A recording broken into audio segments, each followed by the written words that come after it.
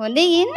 ආ හොඳින් ඉන්න. හොඳින් ඉන්නවා. හරි ලස්සනයිනේ ඔයාගේ ඇස් දෙක ඔයාගේ ඇහි බැමි ඔයාගේ හිනාව කතා කරද්දී හරි ලස්සනට ඒව රියැක්ට් කරනවනේ. කවුරුත් කියලා නැද්ද ඔයාගේ ඇස් දෙක කතා කරනවා හිනාව හරි අමුතු දේවල් කියනවා කියලා? කියලා තියෙනවා කට්ටිය. කවුද කියලා තියෙන්නේ? කට්ටිය ඉතින් කියලා තියෙනවා. ඔයාට එහෙම කිව්වම මොකද හිතෙන්නේ?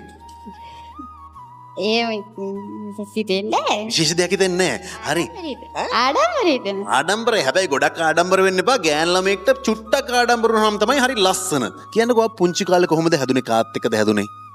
මම පුංචි කාලේ හැදුනේ මයි කිරි අම්මයි කිරි අත්තයි එක්ක. ආච්චි සීයයි එක මං කියන්නේ ආච්චි සීයයි කියලා. අම්මයි තාත්තයි මොනවද කරන්නේ? අම්මා තාත්තා මම පුංචි කාලේ නැති වුණා. ඊට පස්සේ අම්මා වෙන විවාහයක් කරගත්තා. ඊට පස්සේ මාව එක්කාවා කිරි අම්මයි කිරි අත්තයි. පුංචි කාලේ ඉඳන්ම ඉතින් හිටියේ කිරි අම්මයි කිරි අත්තයි කියලා තමයි.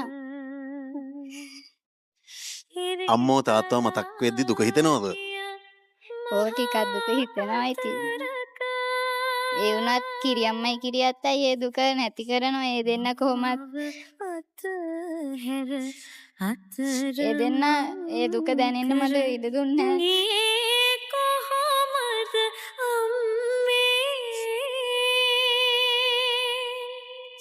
ඒ දෙන්න තමයි ඉතින් පුංචි කාලේ ඉඳන් මගේ අම්මයි තාත්තයි වගේ හිටියේ.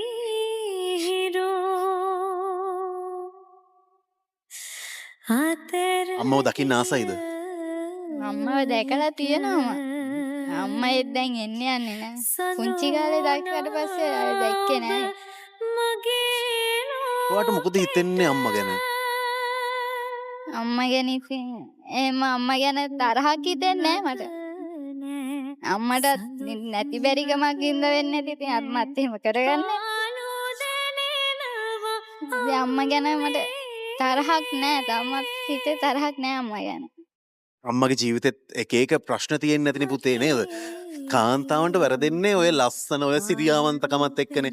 එතකොට අම්මගෙත් මොන හරි ප්‍රශ්න තියෙන්නේ නැති එයාටත් කොහොමද හිත හදාගන්නේ නැත්තේ නේද? ඔයා වගේ සුන්දර බොහොම ලස්සන චූටි බෝනික්කි පැටියෙක්ව දාලා යන්න.